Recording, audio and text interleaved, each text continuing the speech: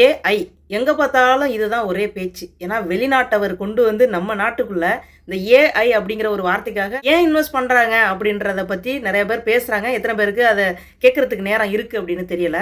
எனக்கு ஒரே ஒரு சின்ன யோசனை தான், அதை உங்கள் கூட பகிர்ந்துக்கிறதுக்காக தான் இந்த காணொலி. இந்த ஏஐ அப்படிங்கிற விஷயம் வந்து 2020-21 வந்ததுன்னு நினைக்கிறேன். அதுக்கப்புறம் பார்த்திங்கன்னா தொடர்ந்து அதை பயன்படுத்த ஆரம்பிச்சிட்டோம்.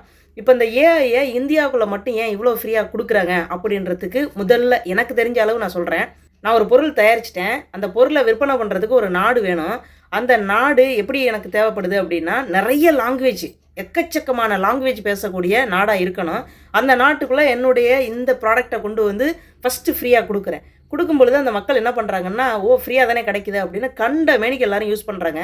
யூஸ் பண்ண நான் தயார் பண்ணுற இந்த பொருளுக்கு என்னென்ன விஷயங்களில் குறைபாடு இருக்குது, ஸோ இதை சரி பண்ணலாம் அப்படின்னு ஒன்று ஒன்றா சரி பண்ணி அந்த பொருளை வந்து பயங்கரமாக டெவலப் பண்ணிடுறேன்.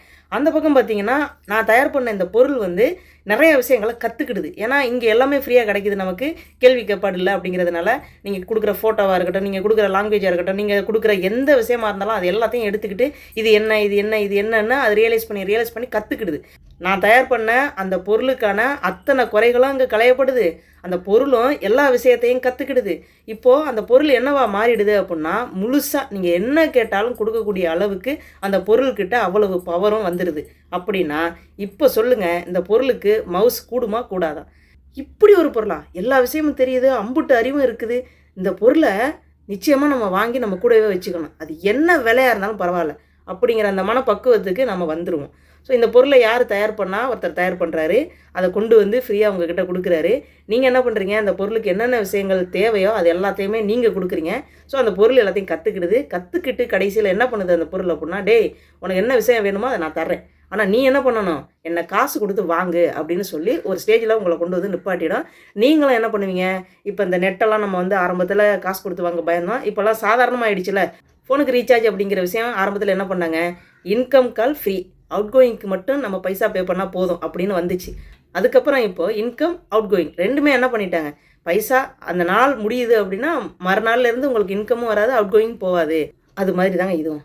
நாம தான் இதை வளர்க்குறோம், நாம தான் இதுக்கு எல்லாமே சொல்லி கொடுக்குறோம், நம்மளோட அறிவை தான் இதுக்கிட்ட புகுத்துறோம். ஆனால் இது என்ன பண்ணுது கடைசியில் அப்படின்னு பார்த்தீங்கன்னா, ஒரு பெரிய உச்சியில் போய் உட்காந்துக்கிட்டு நீ என்னை வந்து தொடணும்னா நீ இவ்வளவு அமௌண்ட்டு பே பண்ணணும் அப்படின்னு சொல்லுவான். நாமளும் அது பரவாயில்ல எவ்வளவா இருந்தாலும் வாங்கி நம்ம யூஸ் பண்ணுவோம்னு சொல்லி வாங்கி யூஸ் பண்ணுவோம். ஸோ இவ்வளவு தான் நம்ம மூளையில் நமக்கு ஆண்டவன் கொடுத்துருக்கிற அந்த அறிவுத்திறன். ஏஐ அப்படிங்கிற இவனை பற்றி உங்களுடைய கருத்து என்ன அப்படின்னு கமெண்ட்டில் சொல்லிட்டு போங்க. நன்றிங்க. மீண்டும் அடுத்த ஒரு நல்ல பதிவில் உங்களை நான் சந்திக்கிறேன்.